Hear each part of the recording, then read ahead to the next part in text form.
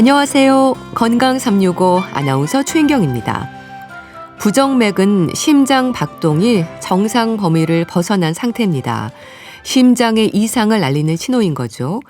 특히 부정맥 중에서도 심방세동은 노화가 위험 요인으로 지적이 되기도 하는데요.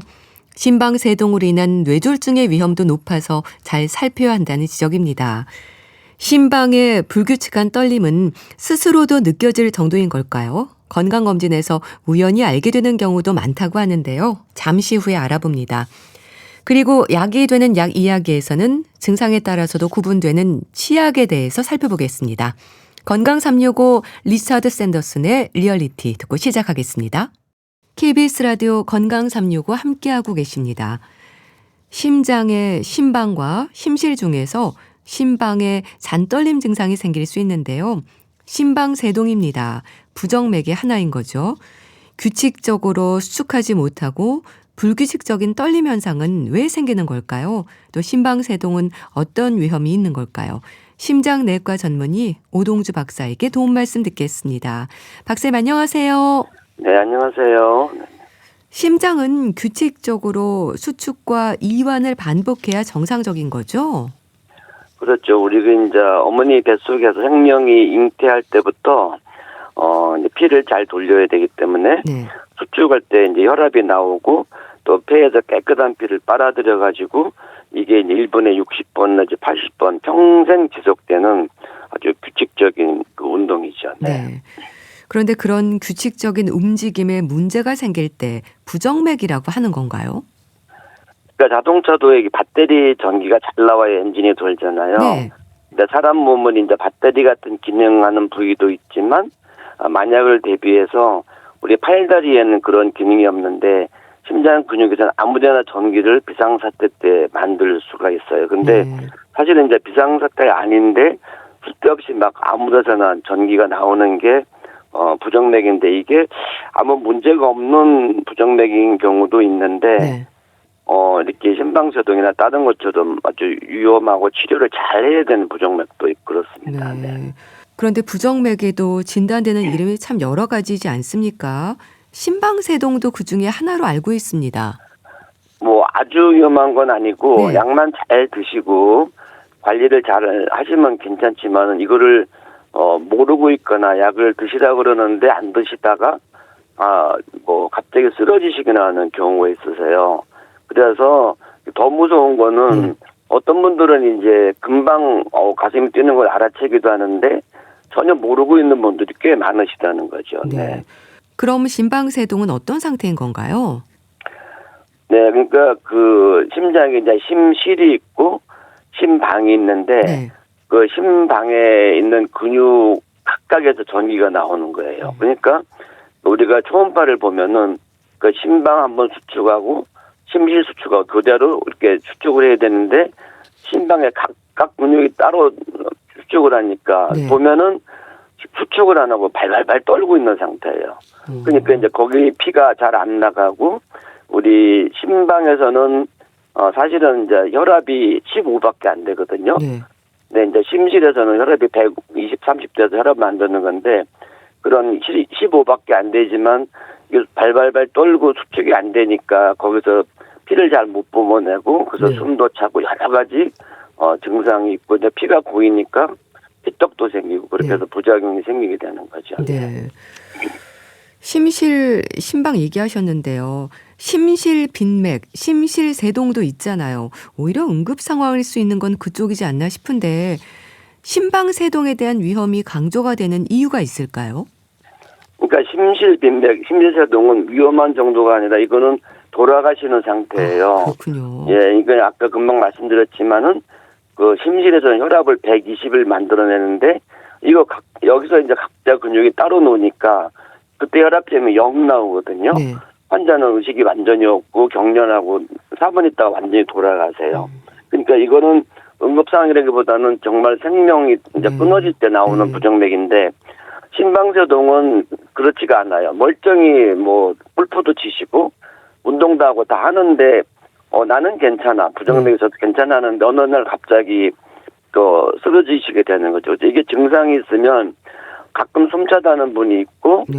제일 무서운 거는 숨찬 괜찮은데 그 피떡이 생겨서 이게 떨어져 나가면은 머리까지 1초가 안 걸리거든요. 이게 눈으로 가면 눈이 멀고 네. 또 뇌 가운데로 가면 반신불수, 숨골로 가면은 바로 돌아가시기도 하는 그 아주 위험한 상태가 되시는 거죠. 그러니까 심실빈맥, 심실세동 같은 경우는 뭐 사망 위험이 아주 큰 상황이고요. 심방세동은 뭐 급성의 위험도는 낮지만 어느 날 갑자기 쓰러져서 뭐 뇌졸중과 같은 합병증의 위험이라든지 삶의 질을 떨어뜨릴 수 있는 질환이라고 봐야 되겠네요. 네, 그렇습니다. 네네. 흔히 말하는 이제 피떡, 이 혈전의 위험을 말하는 건가요? 네, 그러니까 이제 우리가 혈전 그러면은 우리가 칼로 비잖아요. 네. 면도하다가. 그러면 처음에 피가 나오다가 좀 지나면은 그 피가 이렇게 굳어버려요. 이게 만지면 딱딱하게. 네. 정상적인 그 현상이 이제 몸 밖에서 나오면 아무 문제가 안 되는데 이게 심장 안에서 생기면은 그 피떡이 갈 데가 없으니까 이 벽에 잘 붙어 있으면 되는데 이게 어떤 경우에 떨어져 나오는 수가 있어요. 네. 그러면 이제 그 혈류를 타고 머리로 가면 이제 뇌졸중이 오고 아, 심장혈관에 가면 심근경색 무서운 게 오죠. 네. 그 더러는 이게 이제 췌장으로 가서 갑자기 당뇨를 일으키기도 하고 네. 팔다리로 가면은 발가락, 손가락이 까맣게 썩기도 합니다. 근데 그런 경우는 많지가 않고 제일 많은 거는 이제 뇌로 가는 뇌졸중, 네. 뇌혈전증이 많이 발생하죠. 네. 뭐 뇌졸중, 이제 심근경색의 위험이 높다고 하셨는데요. 그러니까 심방세동 환자들 중에는 뭐 심부전이나 심근경색, 치매 위험도 높다고 하는데 연관들이 좀 있겠네요. 네, 그렇습니다. 그러니까 심부전이 있는 분들이 이 부정맥이 잘 생기고 또 심근경색 때도 심방세동이 생기지만 심방세동이 먼저 생겨서 심부전이 오기도 하고 네. 또 심근경색이 오기도 하고 치매도 이제 조그만 피떡들이 자꾸 이제 증상은 없지만 돌아다니고 네. 되게 이제 심방세동 오는 분들이 그 몸 전체 혈관이 별로 좋지가 않으세요. 아. 그러니까 아무래도 그러니까 치매도 훨씬 잘 발생하고 대개 이제 심방세동 있는 분들이 성인병에 잘 동반이 됩니다. 네. 그러니까 그 치매 위험이 훨씬 높죠. 네. 심방세동의 위험을 높이는 요인들은 뭘까요? 그러니까 제일 많은 거는 노화예요. 나이 드시는 게 제일 많고 네. 그다음에 이제 우리 고혈압, 당뇨, 술 많이 드시는 분들. 그다음에 갑상선 기능 항진증 때는 이건 젊은 분도 와 여자분들이 많은데 네. 이때도 처음에 부정맥이 발견이 돼서 이게 뭐지 하고 검사를 하다 보면 갑상선이 나온 이런 경우는 오히려 치료가 쉽습니다. 네. 그다음에 이제 판막이 안 좋은 경우에 자꾸 심장이 커지면서 나중에 심방세동으로 넘어가기도 하고 그러죠. 네. 네. 노화가 원인인 경우가 많고 고혈압, 당뇨도 문제가 되고 또 술 지적을 하셨는데 음주는 왜 위험 요인이 되는 건가요? 그래서 사실은 이게 이런 심방세동이 처음 발생되는 분들이 월요일 아침에 제일 많아요. 이제 우리 직장에 월요일 나가면 스트레스 받잖아요. 네. 근데 이제 주말에 뭐 집이나 어디서 이제 파티장에서 술을 막 굉장히 많이 드시고 월요일에 스트레스를 받으면 그때부터 가슴이 뛰기 시작해서 네. 영어로는 할라데이 하트 신드롬. 네. 그러니까 휴일 다음에 오는 심장 증후군이라고 그러거든요. 네. 폭음이 나쁘고 아니면 조금씩이라도 매일 드시는 분들이 또 이런 부정맥이 많이 생깁니다. 네. 심방세동이 심장의 잔떨림이라고 하셨는데요. 그러니까 당사자가 떨림을 느끼는 거죠. 근데 못 느끼는 분이 또 굉장히 많으시고요. 그러시군요. 예, 어떤 분들은 조금만 떨려도 그냥 응급실로 오시기도 하는데 많은 분들이 건강검진하다가 우연히 발견되는 분들이 많으세요. 네. 그래서 이제 나는 뭐 운동도 잘하고 숨도 안 차는데 왜 진료를 받아야 되냐고 오히려 좀 화를 내는 분도 있는데 그 동달아 어떤 분들은 나 막 죽을 것 같다. 네. 첫 번 발작이 맥박이 150, 160으로 빨리 뛰는 부정맥으로 와서 밤에 응급실로도 많이 오죠. 사람마다 전부 다 이제 각각 증상이 다르게 나오시는 거죠. 네. 네. 못 느끼시고 건강검진으로 발견되는 분도 계시고 또 증상이 심한 분도 계신데 떨림이 있을 경우에는 떨림이 나타났다가 사라졌다가 하는 건가요? 발작성 심장세동으로도 불리던데요. 네, 맞습니다. 그래서 이제 본인은 집에서 막 가슴이 떨려서 병원에 왔는데 심전도 지금은 정상으로 나오세요. 네. 그러면 괜찮네요. 또 갔는데 또 그 다음날 또 집에서 밤에 나타나는 경우도 있고. 네. 근데 이게 이제 발작성, 우리가 가끔 나오고 안 나오고 하는 건데, 이런 발작성도 3일 이상 지속되고 오래 가면은 피떡이 이제 잘 생기세요. 네. 근데 3일 이상 지속되면 피떡이 잘 생기시는데, 이 발작성 심방세동도 나중에는 결국 이 지속성, 네. 하루 종일 지속되는 심방세동은 잘 내려가십니다. 근데 이 젊은 사람들이고 이런 발작성이 오고 증상이 있을 때는 이때부터 치료를 적극적으로 하면은 빨리 좋아지세요. 거의 완치도 되는데 대개는 이제 무시하다가 자꾸 병을 키우고 그러시죠. 네. 발작성 심방세동으로 시작해서 이제 지속성으로 이어질 수도 있다고 하셨는데요. 근데 지속성 심방세동은 오히려 증상을 느끼지 못할 수도 있겠어요. 잔떨림의 상태에 적응할 수도 있지 않을까요? 그러니까 이렇게 지속성이 된 분들이 전혀 못 느끼는 분들이 많으세요. 네. 아까 말씀드린 대로 건강검진에서 우연히 발견되는 경우가 많이 있죠. 사실 굉장히 많습니다. 네. 그래서 이런 무증상 심방세동을 조사를 해보면은 네. 그 전체 인구의 0.4에서 2%가 발생한다 그러거든요. 네. 그리고 이제 60세 이상은 10% 굉장히 많지요. 그리고 심장 질환 환자들의 30 내지 60%에서 심방세동이 발생하는데 이런 심방세동 부정맥이 있으신 분들은 그냥 심장 안 좋은 분들보다 사망률이 8배가 더 높으세요. 네. 굉장히 위험한 거죠. 그래서 요 관리를 잘 하셔야 됩니다. 네. 그러니까 검사로 우연히 알게 되는 경우가 많다고 하셨는데 이제 무증상 심방세동의 경우에는요. 심전도 검사를 하면 확인이 가능할까요? 네, 간단합니다. 심전도 10초만 찍어도 이제 증상이 있을 때 나타나거든요. 네. 근데 이제 아까 말한 발작성 심방세동 때는 발작이 없을 때는 정상이 나오기 때문에 이제 환자분들이 자꾸 괴롭다 그러시면은 요즘에는 이제 그 홀터 검사라는 걸 하는데 네. 옛날에는 막 이 컴퓨터를 치렁치렁 달고 다니셨는데 네. 요새는 그 500원짜리 동전만한 거를 딱 붙여 놓으면은 3일이나 일주일 동안 심전도가 한 개도 안 빼고 잘 주무실 때까지 맥이 다 기록이 됩니다. 네. 그래서 거기를 분석해 보면은 이분이 발작성 심방세동이 있다 없다 나오면은 언제 주로 나오고 몇 분이 나온다는 거라서 확진을 할 수가 있죠. 의료보험이 다 되고요. 네. 그래서 본인이 이제 이렇게 확실치 않다 그럴 때는 선생님한테 뭐 그런 장비도 있다 그러는데 뭐 제 검사를 좀 부탁드립니다 하고 말씀드려도 좋겠죠. 네. 그런데 이렇게 갑자기 증상이 생겼다가 사라지는 발작성이나 무증상 같은 경우는 좀 문제가 될 것 같은데요. 그러니까 떨림이 있을 때 검사하지 않는 이상 나타나지 않는 거잖아요. 네, 그래서 이제 어떤 분들은 뭐 그것 때문에 입원해서 내가 심전도를 종일 찍어보겠다는 분도 있고, 네. 금방 말씀드린 이런 기계를 달면은 원인을 잡아낼 수가 있으세요. 근데 이제 부정맥도 중요하지만은 네.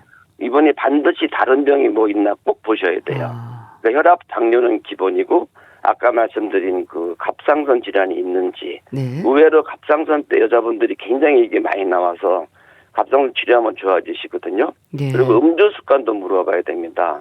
어떤 분들 매일 그 3병씩 소주 드시는 분들이 있으세요. 네. 이런 분들은 아무래도 발생률이 훨씬 높죠. 네.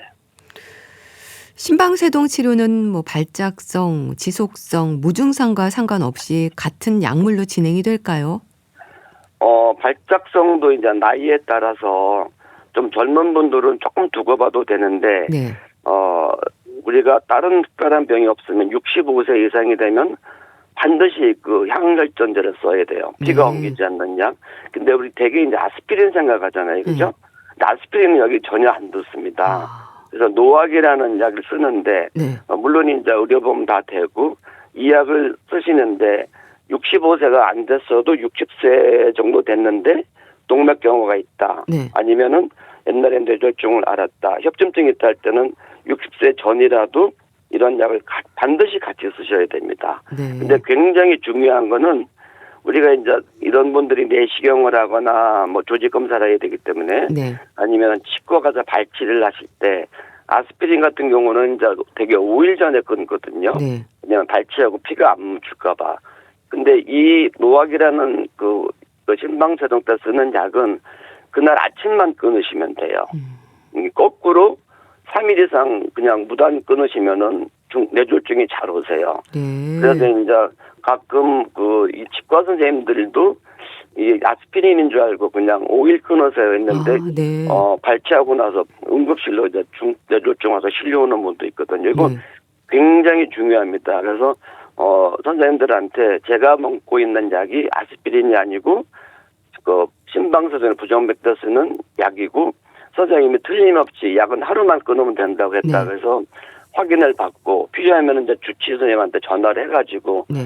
이걸 해야죠. 그래서 저는 많이 겪었어요. 이제 환자분들이 임의로 아스피린 같은 약이 이제 5일 끊었다가 네.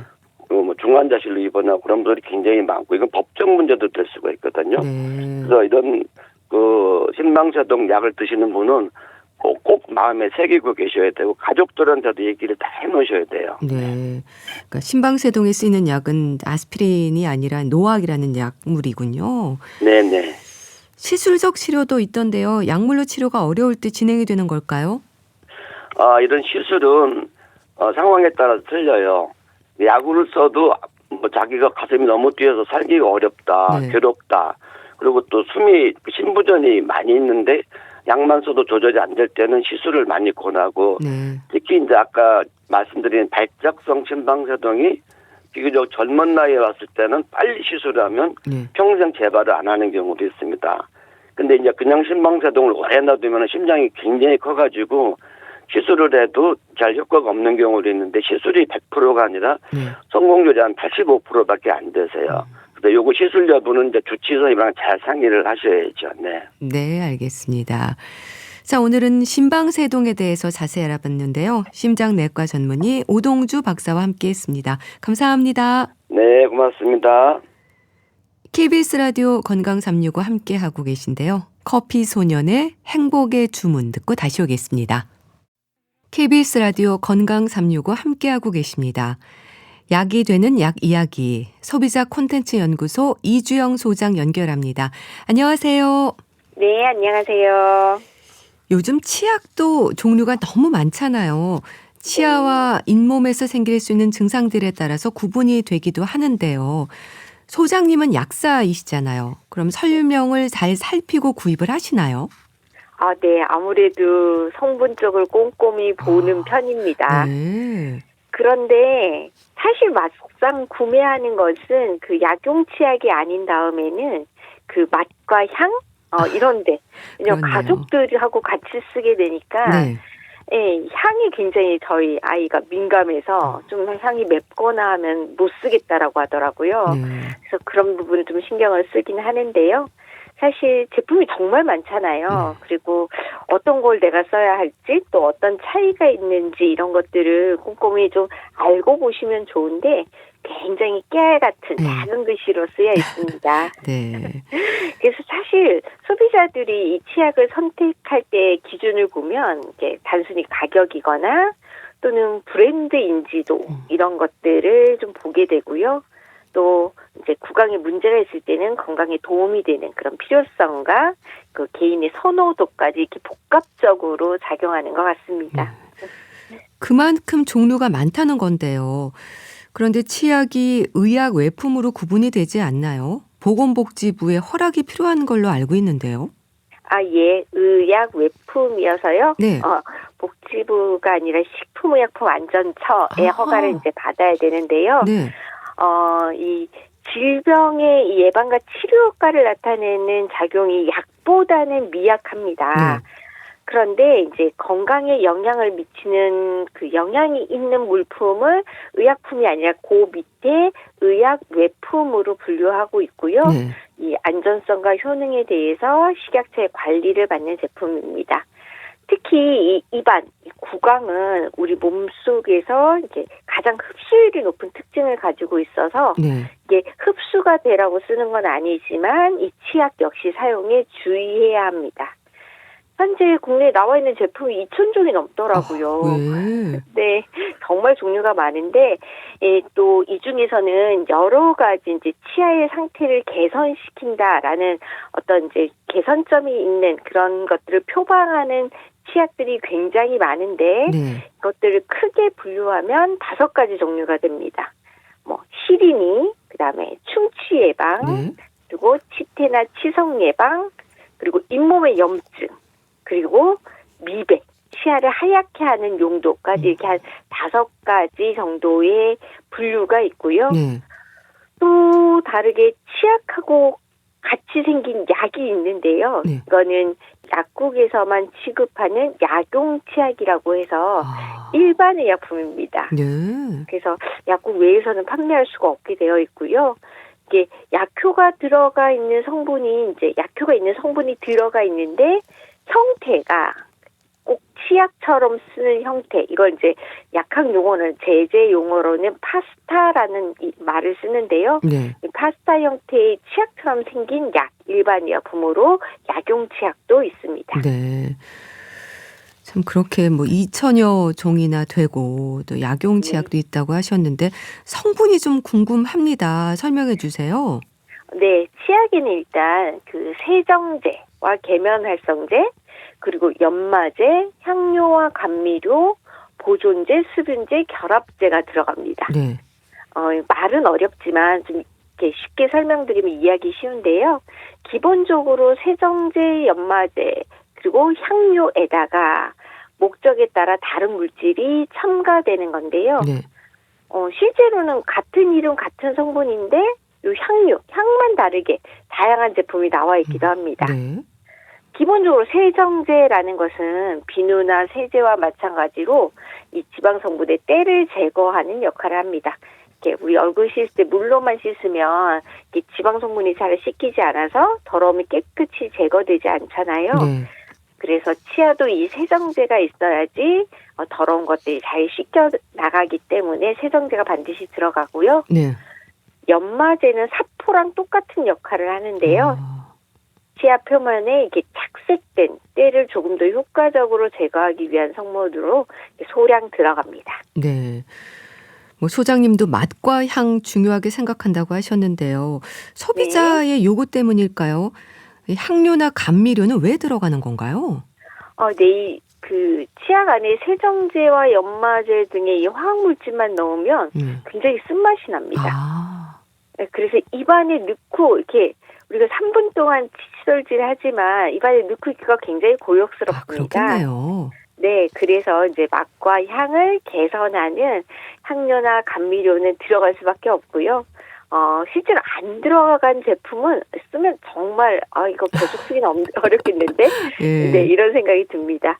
그리고 보존제도 필요한데요. 네. 이제 치약 속의 여러 물질이 변질되지 않고 오랫동안 유지될 수 있도록 하는 역할을 보존제가 하고요. 수분제는 치약의 형태가 이제 안정되게 유지될 수 있도록, 그리고 결합제는 치약의 조성물이 분리되는 것을 막아주는 목적으로 들어갑니다. 네. 치약 회사들은 이제 거품, 이 소비자들이 거품을 굉장히 중요시한다라는 이유를 들어서 여전히 이제 합성 계면활성제를 쓰고 있는데요. 이 계면활성제는 좀 이슈가 있습니다. 이게 꼭 들어가야 되냐, 이게 또 인체에 나쁜 영향이 있는 게 아니냐라고 이슈가 있긴 한데, 사실 이거를 천연 계면활성제로 대처를 한 치약을 제가 써봤는데 거품이 확실히 적게 나더라고요. 아, 그렇군요. 네, 거품이 거의 안 난다 이런 느낌이 들고요. 네. 그러면 이제 이가 잘 닦였나, 잘 안 닦였나 이런 느낌이 듭니다.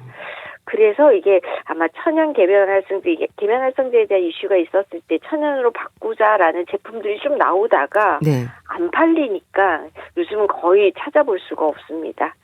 그렇지만 이 치약의 거품에 의해서 세정력은 차이가 없다고 합니다. 네, 느낌은 거품이 많이 나야 깨끗하게 닦이는 것 같지만 세정력은 이 거품에 의한 것이 아니라 올바른 칫솔질, 이 칫솔질을 어떻게 하느냐에 따라서 세정력의 차이가 훨씬 크다고 합니다. 네. 치약만큼이나 중요한 게 칫솔질이라고 하셨는데요. 그럼 올바른 칫솔질 방법 어떻게 하는 건가요? 네, 이거는 어렸을 때도 많이 배운 것 같은데 네. 굉장히 습관적으로 하고 있습니다, 칫솔질을. 그래서 저는 좀 주기적으로 올바른 칫솔질에 대한 영상 이런 걸 좀 보면 좋겠다라는 생각이 드는데요. 그렇네요.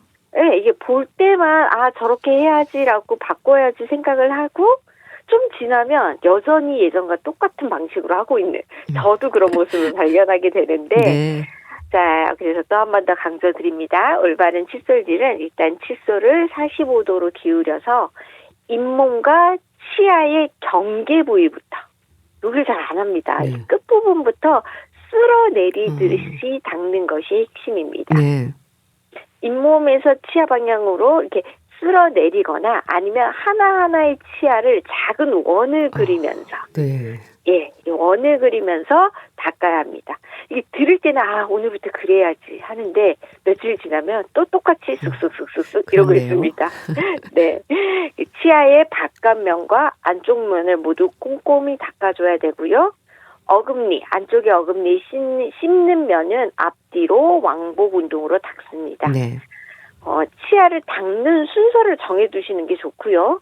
한 부위당 5번에서 10번 정도 반복해서 닦으면 이게 빠뜨리는 곳이 없이 꼼꼼하게 닦을 수 있습니다. 즉, 나는 오른쪽에서 왼쪽으로 갔다가 아래를 돌아서 다시 올 거야. 이렇게 순서를 항상 동일하게 하면은 빼놓지 않을 수 있다라는 얘기고요. 네.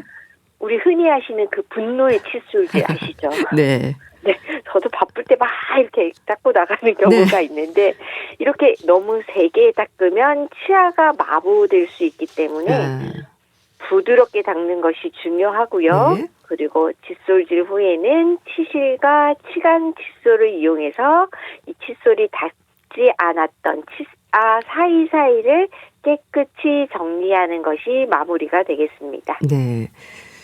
올바른 칫솔질 방법에 대해 설명 주셨는데요. 참 우리가 이렇게 칫솔질을 열심히 하는 이유 중에는 충치가 생길까 봐 불안감이 있어서이기도 하죠. 네. 당연히 충치 신경을 쓰셔야 되는데요. 네.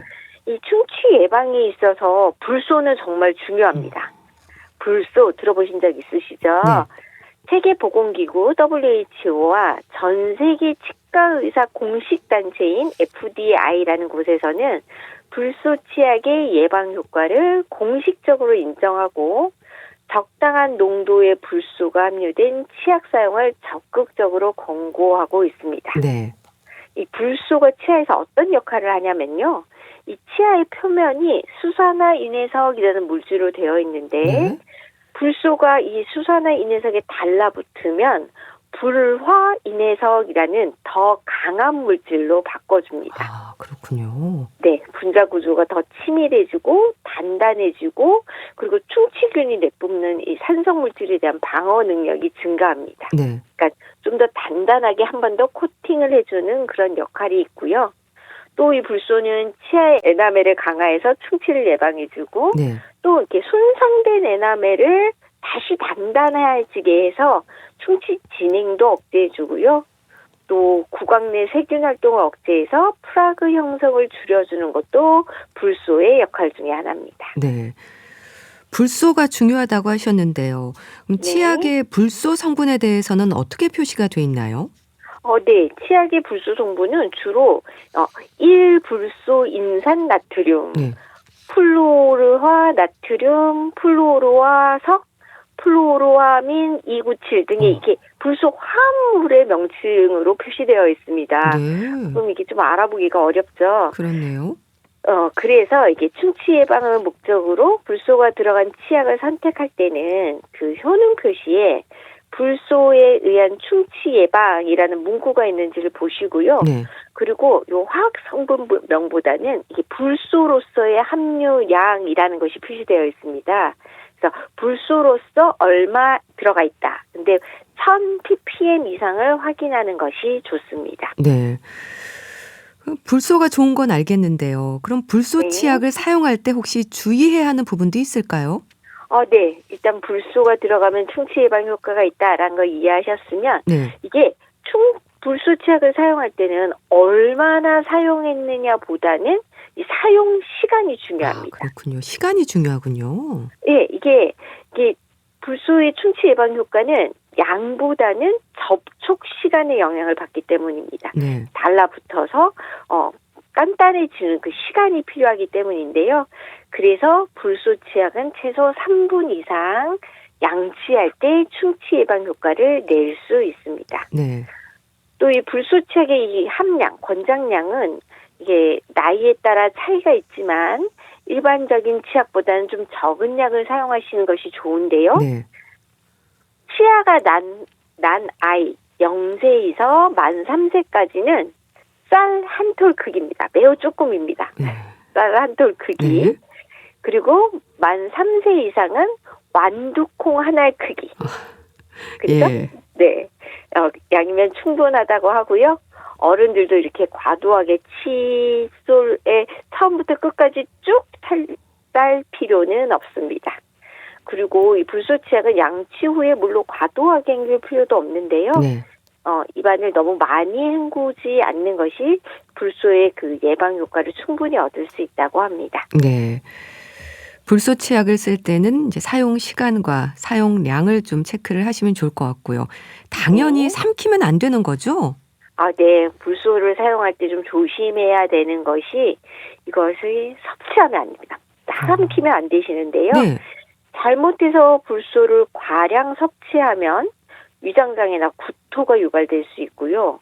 이걸 장기간 이런 상태가 지속되면 장기간 섭취를 계속하면 네. 저칼슘증이 나타날 수 있습니다. 아, 네, 충치 예방하는 기능을 가진 불쏘지만 이게 만약에 삼켜지게 되면 소장에서 흡수돼서 이게 체내 칼슘하고 인과 상호작용을 해서 무기질을 침착시키는 작용을 하기 때문이고요. 네. 만약에 이 수준까지 가면은 뭐 근육장애나 신경장애 위험 등을 유발할 수 있습니다. 네.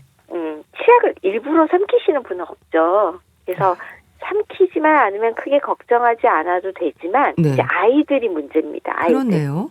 네, 아이들은 입을 충분히 헹구지 않거나 치약을 삼키는 경우가 있어서 조심해야 되는데요. 왜냐하면 이 아이들 치약은 좀 어린이용으로 된 치약들은 보시면 이렇게 향과 굉장히 달콤한 그런 향도 나고 맛도 좀 덜 맵지 않습니다. 네.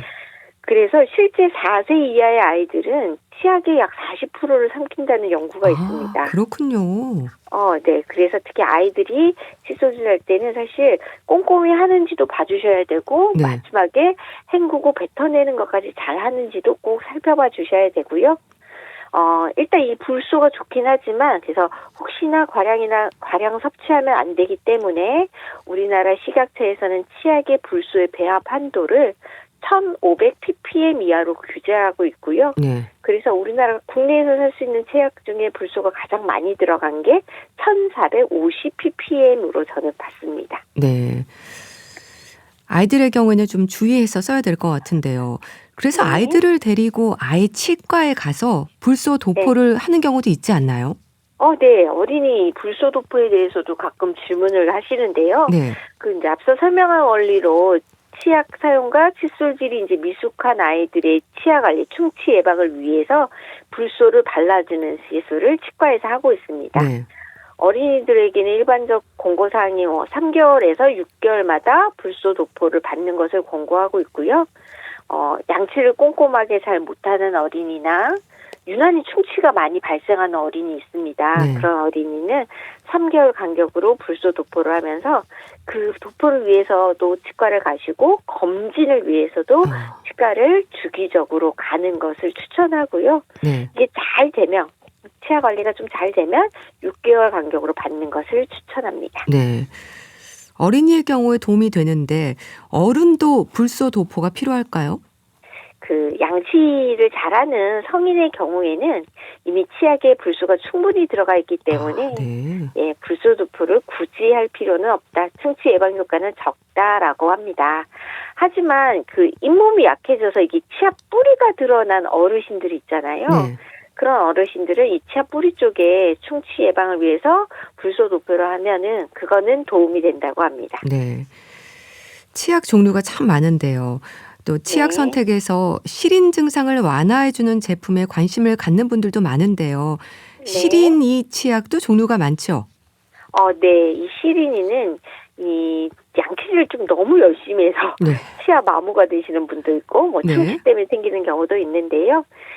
치아 잇몸 경계 부위는 이 치아를 단단하게 싸고 있는 범랑질이 얇은 부분이라서 이게 깨지거나 마모되기 쉽습니다. 네.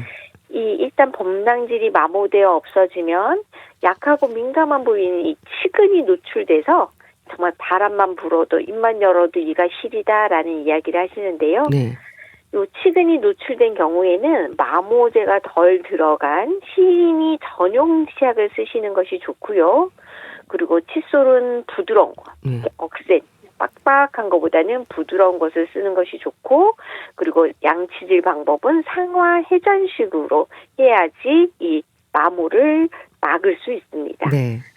그리고 시린이 전용 치약에는 좀 질산칼슘이나 인산3칼슘 또는 염화, 스트론튬 등이 함유되어 있어서 네. 이 범랑질에 생긴 상아세관을 막아서 그 시린 증상을 완화시킵니다. 단 이런 치약들은 그 연마제가 소량이거나 네. 거의 들어가 있지 않아서 칫솔질을 좀 더 많이 꼼꼼히 해야 하고요. 양치질 후에 이렇게 깔끔한 느낌이 좀 덜 들기도 하지만 네. 시린이 전용 치약은 원래 그런 거다라고 좀 이해를 하시고 쓰셔야 됩니다. 네. 치약을 해외 직구로 구입하는 분들도 있는데 어떨까요? 네, 주변에 꽤 많더라고요. 이게 외국에서 산 치약이 더 세다? 뭐 이런 표현을 쓰시던데요. 네. 네, 그래서 직구하시던데 이 치약 성분에 대한 규제는 좀 나라마다 좀 규제가 다릅니다. 네. 해외에서는 치약이 화장품이나 공산품으로 구분되어 있는 경우가 대부분이고요. 우리나라는 이제 의약외품, 좀 약에 준해서 관리를 하고 있어서 성분의 안전성을 좀 더 까다롭게 따집니다. 네. 그래서 유효 성분의 함량 기준이 좀 엄격합니다. 그러니까 당연히 외국 제품보다 좀 덜 들어가는 기준으로 제한을 해놓은 거고요. 그러다 보니까 해외에서 판매되고 있는 치약이 좀 더 유효 성분이 많이 들어갈 수 있어서 강력한 효과가 있다라고 소문이 나 있기도 하는데요. 그래서 뭐 여행 가서 사오시기도 하고, 그래서 선물하시기도 하고, 직구를 하시기도 하는데, 제 개인적인 생각으로는 이게 어쨌든 구강이라는 인체에 직접 적용하는 물질인 만큼 안전성을 더 강조하는 우리나라 식약처의 입장이 더 바람직하다라고 저는 생각을 하고 있습니다. 네. 우리나라 치약의 경우는 뭐 식약처의 관리를 받고 있으니까 사용법을 잘 알고 안전하게 쓰시면 좋겠네요. 네. 자, 오늘은 치약과 관련해서 자세히 알아봤는데요. 소비자 콘텐츠 연구소 이주영 소장과 함께했습니다. 감사합니다. 네, 고맙습니다. 김광진의 진심 보내드리면서 인사드릴게요. 건강365 아나운서 최인경이었습니다. 고맙습니다.